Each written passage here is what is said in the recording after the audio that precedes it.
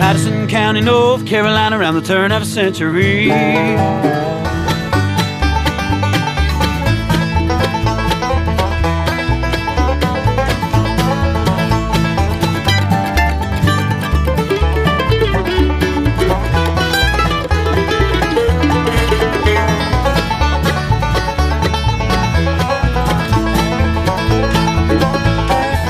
Was a Mountain Dew with an unspoken rule: no weapons would be used in the fray. It was tooth and nail, man to man. When the fight was over, they'd know who the meanest man in Madison County was that day.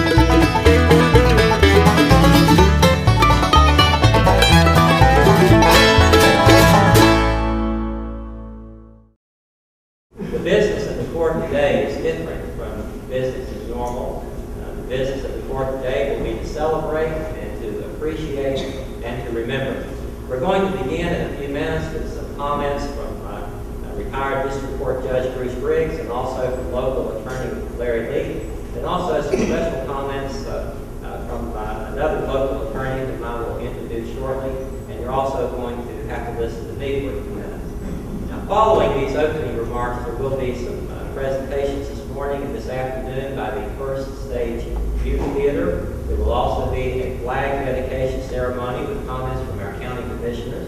There will be courthouse tours. There will be an afternoon of traditional mountain music. And we will be ending our celebration this afternoon with we'll reconvene here in this courtroom at 4 o'clock with a roundtable discussion, which everyone is invited to participate in, with stories about the courthouse or about people or about anything else that you would like to share. And consistent with Kat Franklin's request, people will not be placed under oath as they tell their stories. Dan Slayton, who is with us today, went back through records of past county commissioner meetings to find out about the decision to build this courthouse and the history of its construction. And I looked through microfilms of old county newspapers, and the minutes of those county commissioner meetings in the old newspapers tell us quite a bit. On February 11, 1907, the county commissioners of Madison County passed a resolution calling on the North Carolina General Assembly to authorize the county commissioners to levy a special tax, as the resolution stated, for the purpose of erecting a new, modern, and up-to-date courthouse in the town of Marshall. The General Assembly did enact such legislation, and in June and July of 1907, the county commissioners of Madison County passed resolutions providing that a new, larger, more commodious courthouse was a public necessity, and that a new courthouse was to be constructed with a cost not to exceed $30,000. This price was thought by some to be an enormous financial burden for the citizens of Madison County. In fact, there was an editorial in the Friday, August 2nd, 1907 newspaper, the Madison County Record, which was greatly critical of this amount. The editorial read, "You will find that we will pay about $28,000 in interest. Hence, this will make the courthouse cost all told $58,000. This is too much, and the people will have to pay it. Taxpayers, think this over. You are the people to pay this." The Madison County Record, in fact, is critical of the new courthouse at numerous times during its construction. In November of 1907, the newspaper reported Yancey County is building a new courthouse and jail, and the contract price for both buildings there is only $27,685, while we're paying more than that just for the courthouse alone. Perhaps it should be noted, though, that our courthouse is still in use, and Yancey County's was retired some 40 years ago. This new courthouse that we are in today would replace the courthouse that had been built in 1857, only a few years after the county had been in existence. Madison County was formed in 1851, so the old courthouse, described by the commissioners as utterly inefficient in the transaction of the public business and condemned by grand juries, was about 50 years old. However old that might have been, it was just half the age of this courthouse which replaced it, whose centennial we're celebrating today. The old courthouse was located on the grounds of this building, but closer to the road, and the old one had to be torn down before this new one could be built. Further actions by the county commissioners provided that plans were to be prepared by Smith and Furrier Architects, and the construction was to be done by the Blue Ridge Construction Company at an initial contract price of $25,698.35. All the offices in the old courthouse were vacated for the construction of the new one, and the offices such as the Clerk of Superior Court, the Register of Deeds, and the Sheriff's Office were moved here in Marshall to the storehouse of W.E. King. The second story of the store building occupied by Van B. Davis and owned by Mrs. P.M. Hudgens was to be used as a temporary courtroom during the construction, and an agreement was made to rent that second story room for a sum of $50, which was rent through August 1st, 1908. Work in preparation for the new courthouse began in the summer of 1907, and by September 13, 1907, according to the Madison County record, the old courthouse had been cleared away, and the contractors for the new building were to begin work on the foundation of the new courthouse the next week. Throughout the winter of 1907 and 1908, construction proceeded on this building, and articles in the Madison County record reported on November 22nd, 1907, that the new courthouse building is getting above ground and is beginning to make a showing. And on January 24th, 1908, an article in the same newspaper reported that the work on the courthouse is progressing as well as could be expected, considering the amount of bad weather. By April 10th, 1908, it was reported in the newspaper that the contractors are this week putting the roof on the new courthouse and putting in the wiring for lights and also the heating and the water pipes, and will soon begin on the inside furnishing. And on July 3rd, 1908, it was reported that the new courthouse is nearing completion and will be ready for occupancy within a short while. Then on July 17th, 1908, the newspaper reported that the seats and the furniture are now being placed in the new courthouse, and those are the seats that you are seated in right now. And the finishing touches are being put on, and soon the building will be turned over to the county. Then on July 20th, 1908, 100 years ago tomorrow, to the day, the county commissioners met, and a resolution was adopted that reads as follows. It appearing to the board that the construction of the new courthouse has been completed according to the plans and specifications in a workmanlike manner, it is therefore ordered by the board that the same be and is hereby accepted. With, as we can tell, no fanfare or no celebration, Madison County's courthouse was put into service. The Madison County Record ran an editorial in its next paper, July 24th, 1908, which read partly as follows. The new courthouse has been completed and was turned over to the commissioners on Monday the 20th. The building is a very nice one and adds to the appearance of the town. We never object to public improvements when made with due economy and a strict regard to the people's rights. And while this is stated a very creditable building, in our judgment it has cost the county entirely too much. There was criticism of the cost of construction, of the architects, of the furniture, and more, even the plaque on the wall in the lobby when you enter the courthouse, which is there today and is something that you should look at. The editorial stated about this plaque, then again, as you walk into the entrance, just look upon the wall to your left, and there you'll see a small marble slab on which is carved the names of the Board of Commissioners and County Attorney. This is a very fine article, and stands as a monument to the 4 political dead ducks of whom it mentions. For this monument, the taxpayers paid the sum of $90 extra. Look at it and see if you think it's worth the price. So I would invite you today, 100 years, to look at this marble plaque when you're in the lobby and appreciate its own claim to fame. In 1908, then, Madison County had a new courthouse.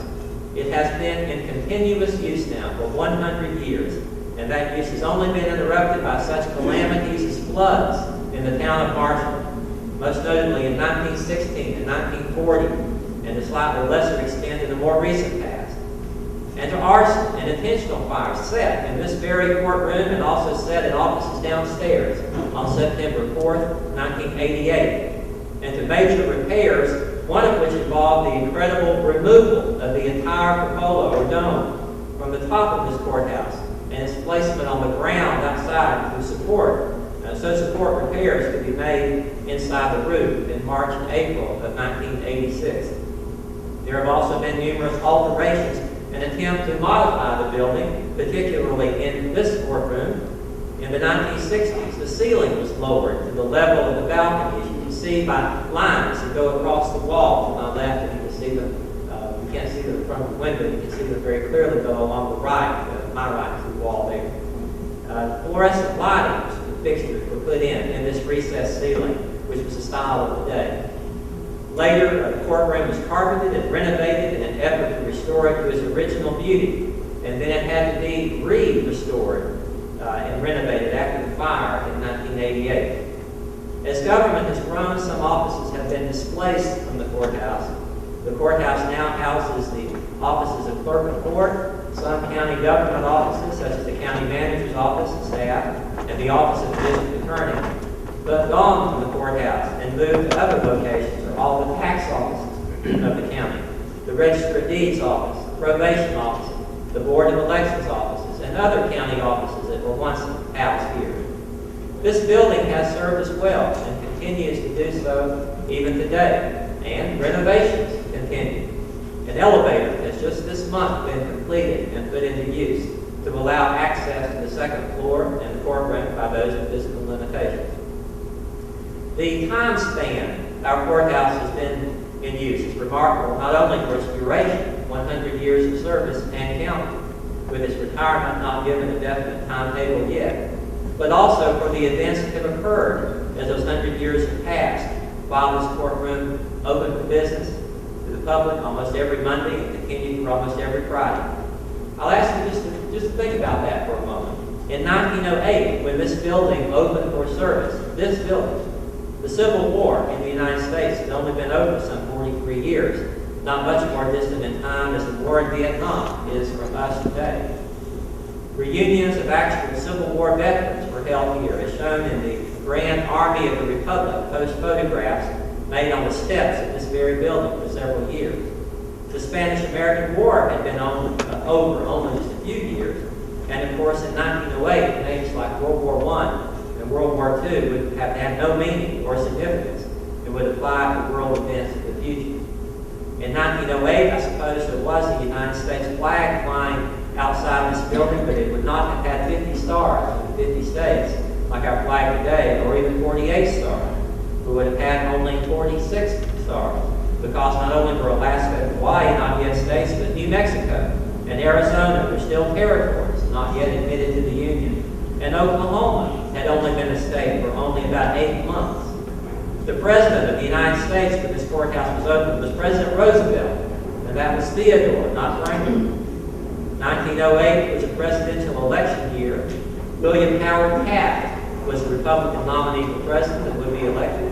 William Jennings Bryan was the Democratic nominee. Presidents from our time had not even been born in July of 1908. Not John Kennedy or Lyndon Johnson or Richard Nixon or Gerald Ford, certainly not Jimmy Carter, not Ronald Reagan or George Bush Sr. or George W. Bush or Bill Clinton. The Wright brothers' first heavier-than-air flight made by an aircraft was less than 5 years old. The Panama Canal was under construction but would not be completed for 6 more years. The first transcontinental telephone call would not be made by Alexander Graham Bell for another 6.5 years. And the first sound on film motion picture show would not be in existence for 15 years. Women would not be given the right to vote until the ratification of the 19th Amendment in 1920, 12 years in the future. And Charles Lindbergh would not fly solo across the Atlantic for another 19 years. North Carolina had a total population in 1908 of about 2 million as compared with over 8 million today. And the main method of transportation for short distances in 1908 was by foot, or by horse and buggy. Automobiles were making an appearance, but still attracted a lot of attention and were certainly a rarity in downtown Marshall. Longer distance transportation was by rail, by passenger train, or by freight train, and long distance communication was by letter or by telegraph. Space travel was science fiction, a fanciful idea of Jules Verne's, and the internet, or for that matter, television, was beyond comprehension. Year after year, through generation after generation, our courthouse has served the citizens of our county. This room that we are in now, for example, has been the site of high drama and trials of crimes like murder and robbery. This courtroom has also served the citizens of Madison County in many other ways, too. The courtroom has been the site of public events and public meetings, such as meetings of county commissioners, civic organizations, including youth groups, such as 4-H clubs used to meet here. And as many of us know, this courtroom has also served in years past as a location where election results would be announced in the evenings after those elections on the first Tuesday after the first Monday in November of even-numbered years. Many of you surely have that lifelong memory, as I do, of the results of elections being announced in this packed room after elections with the unforgettable smell of a mixture of sweat, tobacco, alcohol, and perfume in the air. For many of us, this building, this courtroom even, has been the place of our employment, where we have spent practically as much time here as we have spent in our own homes. This building is definitely a part of our lives. I don't know why there was no dedication ceremony 100 years ago when the courthouse was completed and turned over to the county for use. It does seem like it would certainly have been appropriate. It even seems amiss that there wasn't some sort of speech, at least, to accept or dedicate the new courthouse, especially by the local bar. Here we have our county seat named Marshall, famous John Marshall. A county named Madison, the 4th President of the United States. Something we should be proud of. When this courthouse was built in 1907, it was ordered by a Board of Commissioners. Judge Baker read about some of the complaints about how much it cost. I believe that Board of County Commissioners assessed the citizens of this county 20 cents for $100 in valuation to pay for this courthouse. The point I'm making is, when the courthouse was built 1 year later, completed, that Board of County Commissioners had been turned out. We had a new board. Obviously, two different political parties. I think that's what happened when the new Board of County Commissioners were handed the keys, and they didn't want to dedicate it. It wasn't their idea. They didn't participate in it. They simply took the keys, opened up the doors, memorialize this 100-year-old wonderful structure, but also to recognize and pay tribute to the many people who have made up and participated in providing the government that has made and contributed to the overall success of this vital and enduring society which makes up Madison County. Now, Madison County, of course, was formed in 1851, as Mr. Blackwell has said, and an unsettled period in time. Madison County has been somewhat unsettled probably ever since. I can remember when I was in 7th grade, wanted to be a doctor until I was in 7th grade, and I'm sure many of the judges wish I continued that path.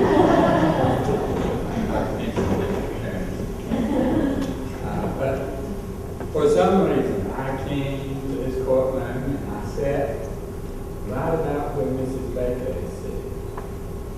And I became fascinated by this room, by the participants. It became great drama to me. There's a little difference in the Democratic history of things and the Republican history of things. And you know, that's not surprising. This was where the future of Madison County was determined. In 1950, there was a highly controversial relationship, which ultimately was resolved by a jury from Yancey County. Title to office was tried. The jury from Yancey County came and actually decided who won that race. The year was 1851. The place was what is now Madison County, and we were suffering from rural isolation. Hey! What? Hey! What? Hey! What? There was no sense of central government whatsoever, and things were positively chaotic.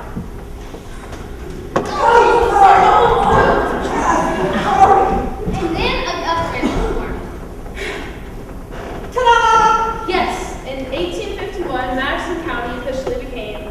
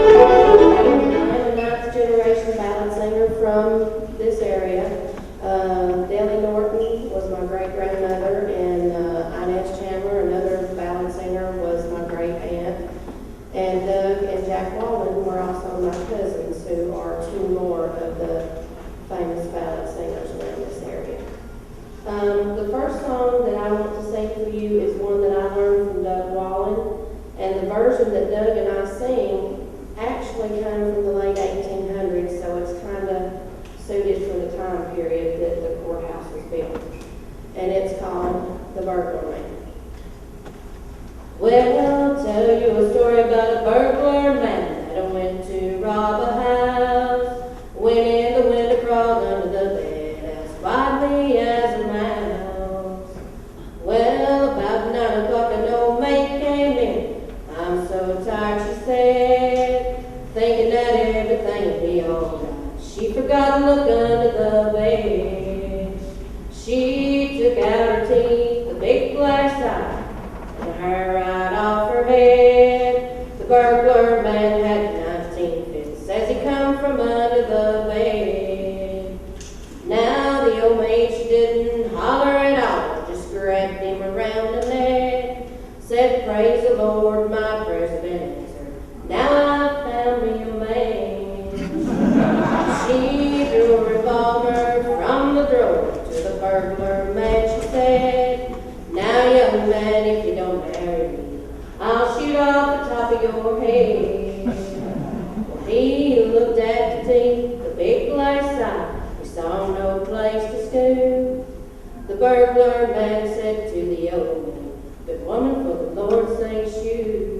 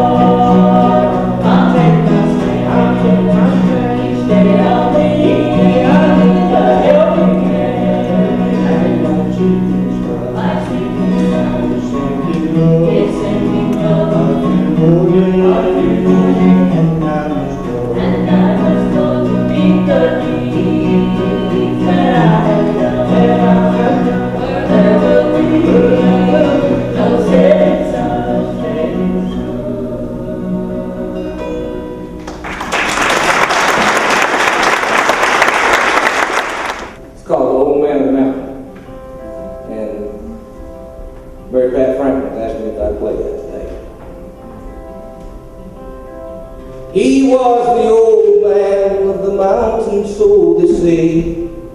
You could see him walking there almost any day, with a squirrel gun in his hand and a goose by his side, laughing, talking, keeping time to the music of his stride.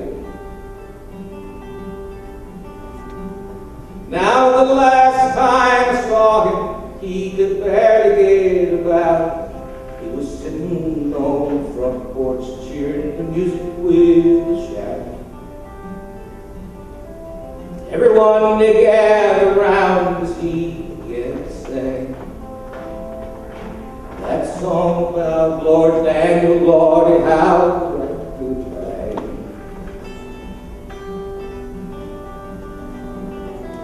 He was the old man of the mountain, so to say. He'd sit and play his banjo like no one else in his day. He could knock a squirrel's eye out at 150 yards. He always sang songs of living fast and loving hard. Now I'll miss him, I know, out of selfishness and greed.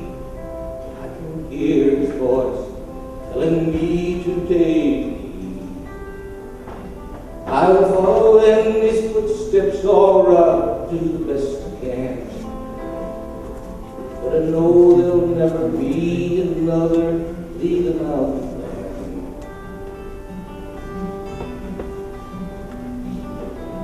He was the old man of the mountain, so to say. You could see him walking there almost any day, with a squirrel gun in his hand and a goose by his side,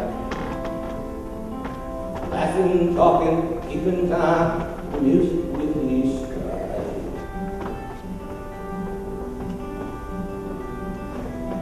He was the old man of the mountain, so they say.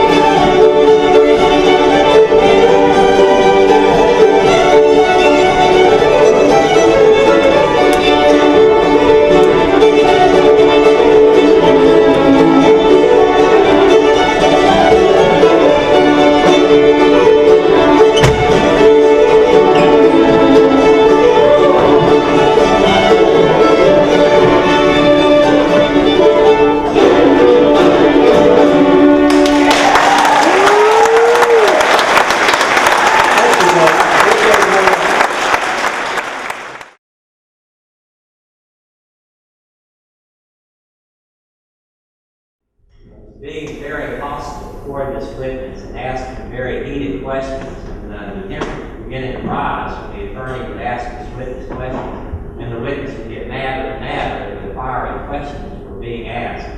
And this witness would fire back insulting comments to the attorney, which just made the attorney even madder and make him want to ask even harder questions, meaner questions to this witness. Finally, the witness got so mad, she just couldn't take it anymore, and she turned to the judge and actually said, "Judge, he's making me so mad. If he doesn't quit, I'm going to come off this stand and rip out every hair out of his head." And the judge looked over at her and was really happy, and he said, "Ma'am, that would be a far easier task than you might imagine." I was an assistant district attorney then, and Judge Meyer was the judge. I'm sorry he left because I think it's a funny story, and he might be able to tell it better than I. But I was calling the calendar in the district court that we were having, and I got to a case that called the defendant's name, and he answered. He said, "Here." And I asked him, "How you going to plead, guilty or not guilty?" It was an assault case. He said, "Guilty."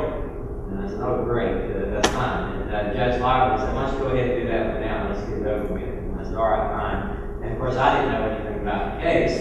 We had cases sometimes. And the way that you found out something about the case was that you read the name on the warrant to see if the witness was there. And if the witness was there, then you had the witness come up and tell a little bit about the case. If you didn't know anything else about it, it was a guilty plea, and then moved on to the next one. So asked the defendant to come forward, and I read the name of the witness on the warrant. And read the name, there's no answer. Read the name again, there's no answer. And then this lady spoke up. She said, "He's here, but he's dead. He can't hear you." And Judge Lively and I were looking at each other, now how am I going to get this witness to tell what happened? And then she spoke up again, and she said, I can translate for you what you need to ask if you can understand me. And I said, "Great." So we come up and bring him up. The witness came up, and we had to get on the stand. And since it was a guilty plea, he didn't have to be sworn or anything. He just had to sit down. And I said, "Have the lady standing beside him." And I said, "Now I understand he's dead, so if you will, please, I'm going to ask you, please, to have him tell us his name and then tell us what happened." And she said, "All right." And then she put her hands on the issue, going to do sign language for her. And she said, "They want to know your name!"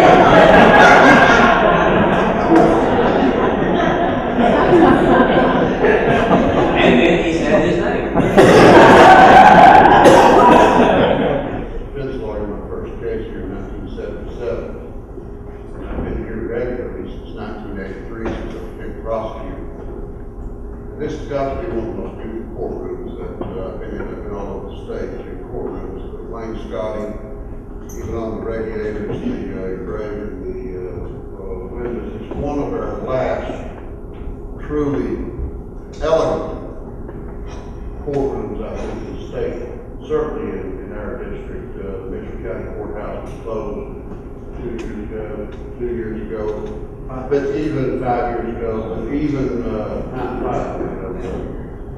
but even it does not match the majesty of this courtroom.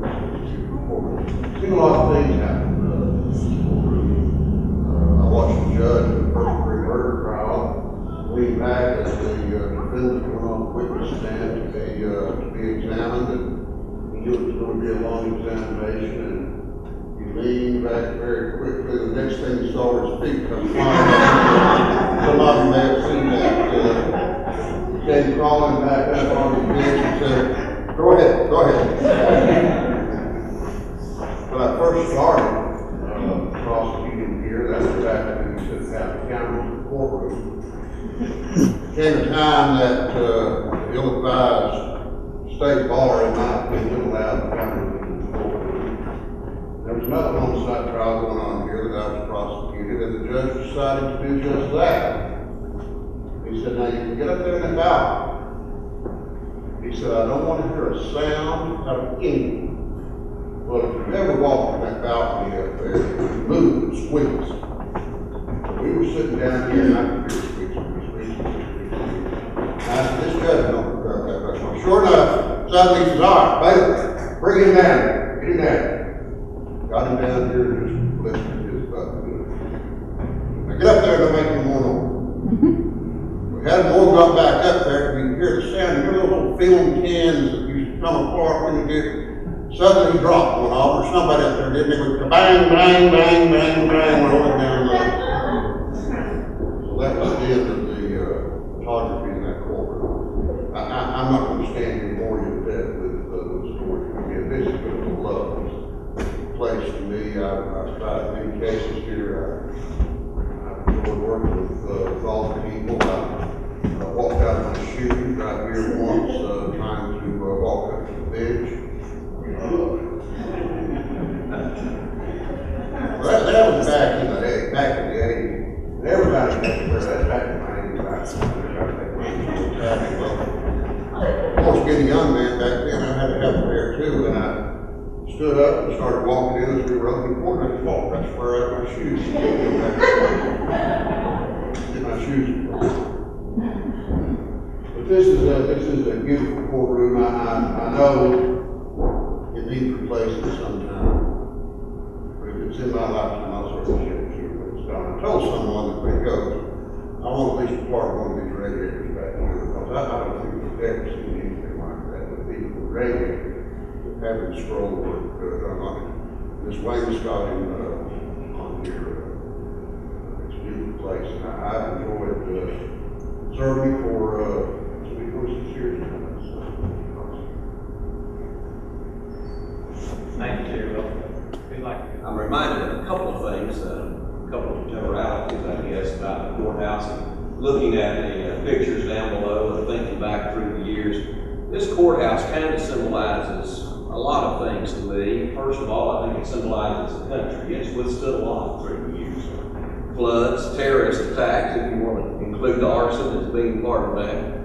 Leaning to the left or to the right, whichever way the couple went, but it nevertheless has withstood the test of time, and it's still here as a symbol of not only our country, but the people and the spirit of Madison County, which I think is impressive. Tied in with that, I think, is the characters that have come through this building from time to time. Like I was just a pup when I first came over here. Even Bruce Briggs was a young man when I first came into this courtroom over 30 years ago, I think, as I recall. Judge Baker and I were talking about it. We met here in this courtroom almost 30 years ago, I guess. And I've had the privilege of holding court in this courthouse for a long time. The first time I think I held court here, Jasper Treadway, y'all remember Jasper, was the bailiff. And back in those days, it was hard sometimes to tell the deputy sheriffs from the defendants. But we were trying a case of abandonment and non-support. This fellow had left his family and run off with an old gal.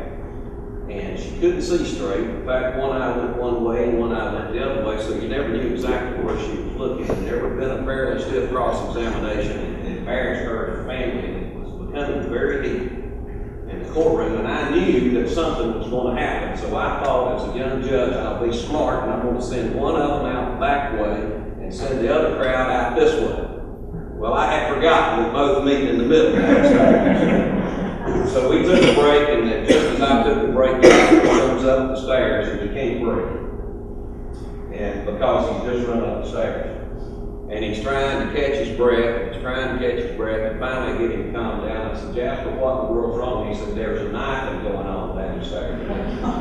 I said, well, has everybody secured the knife, and is it all over? He said, yeah. And I said, well, then we'll go down and check on it. So there was blood all over your courtroom. Or your vestibule downstairs at that part. You can't talk about this courthouse without talking about E.Y. Ponder. You just got to talk about E.Y. Ponder. I'd look out and watch as the crowd came up from the jail on court day. E.Y. would be leading a crowd of about 50 people because he was the prosecutor, he was the defense lawyer, he was the sheriff, anything that was there. And my favorite E.Y. Ponder saying came about one day when we were trying this little fellow for some sort of favor to do right, thievery. EY was in the back, and he says, Judge, I want to tell you, he said, that little fella is a thief. Said, not only is he a thief, he's a sneaky thief. Said, that boy could steal a seasoning out of cornbread and not even break the crust. And then Leroy Johnson had a break and enter one day down in Hot Springs and came back to ask permission, my permission to leave the courtroom to go down and investigate the breaking and entering that they had in Hot Springs.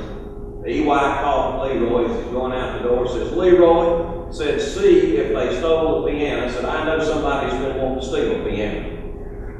So I don't know how that all turned out, but EY knew what they were going to steal sometimes before they stole. Talking about characters, my very first day here as a judge, I was real excited, but I was nervous, and I peeked out the door and the place was packed, and maybe even a little bit more nervous. I came out, I got on the bench, and before anything else happened, there's a fellow named Puss Tipton. He was really drunk. He was just drunk, couldn't hardly stand up, and after that, I wasn't nervous anymore. I was like, this guy's got more problems than I do. They used to bring, well, they still do, they bring the prisoners up from the jail sometimes, and they'd be sitting over there in the box. And my mom, when I was a new judge, my mom used to come and like to see me working. And so one day they had brought a fellow up, charged with attempted murder. And they put him over in the box, and I knew he was there. And I went back to listen to the witness. So I was looking over in this direction for the witness. Well, about 10 or 15 minutes later, I turned around, and there's my mom, and there's the man charged with attempted murder, and they're just sitting talking, and everything's fine.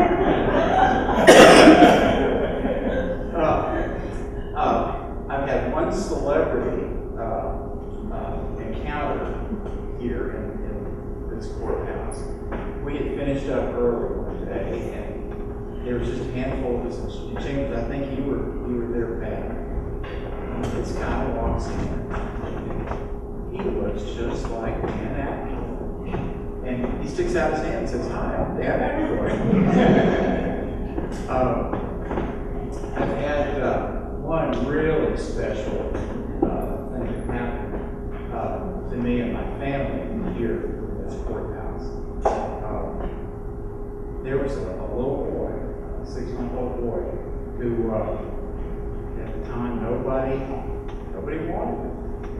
And my wife and I, wanted to get this little boy home. And I saw him the very first time back in chambers sitting on that table back there. And actually thought he was kind of an ugly baby at that time. But he wasn't. He's a beautiful baby. He's ours. And he's 8 years old now.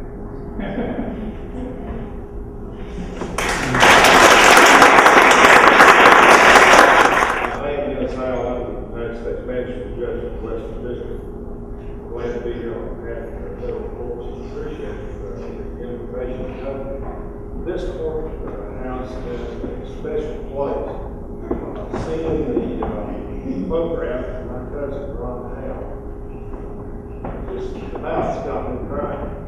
My cousin Ron was a lot of in Madison County.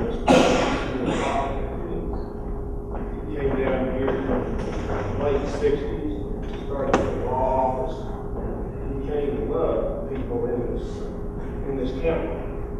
He brought me down here when I was still in college and put me in law school. And I was wondering whether I even wanted to go to law school or not. I asked him if I could spend the summer with him working. He said, sure. He gave me that opportunity. I think $10 a week. And I was wrong. But I remember the first trial I ever saw, I was sitting right there in that jury box, and I was watching Clyde Roberts prosecute each other for getting his wife. And I thought, man, just how Clyde did that, Judge Robert Mason, Dr. Newman, there, Judge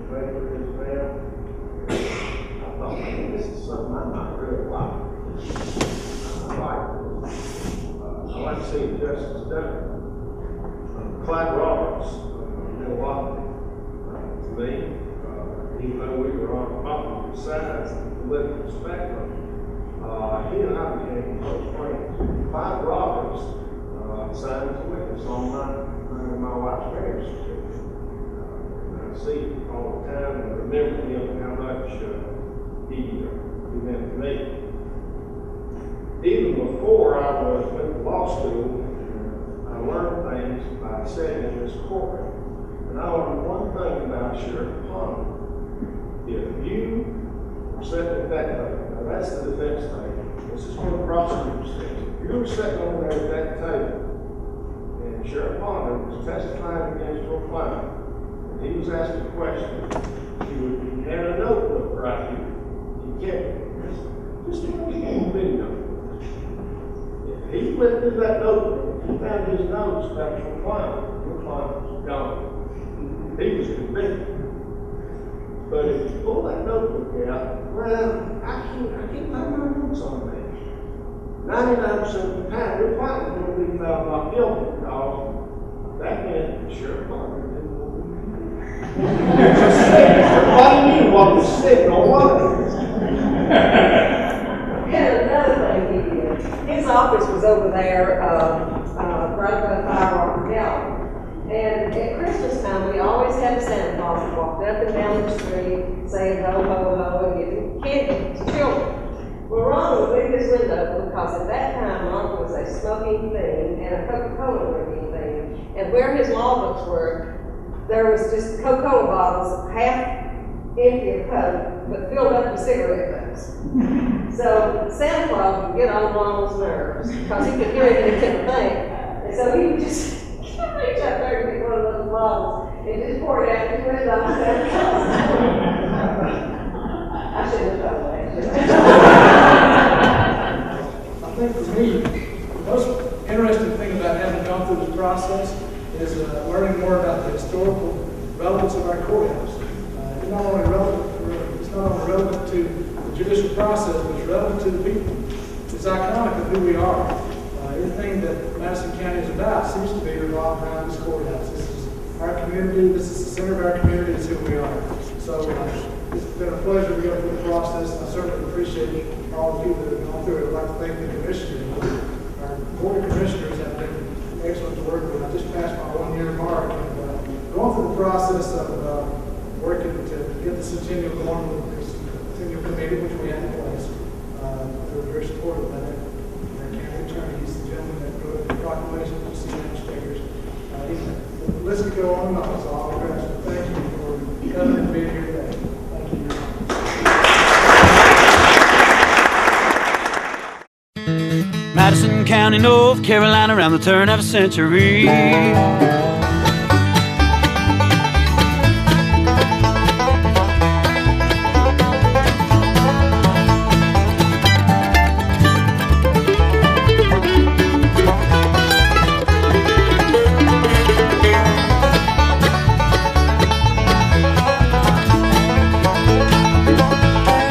It was a Mountain Dew with an unspoken rule. No weapons would be used in the fray. It was tooth and nail, man to man. When the fight was over, they'd know who the meanest man in Madison County was that day.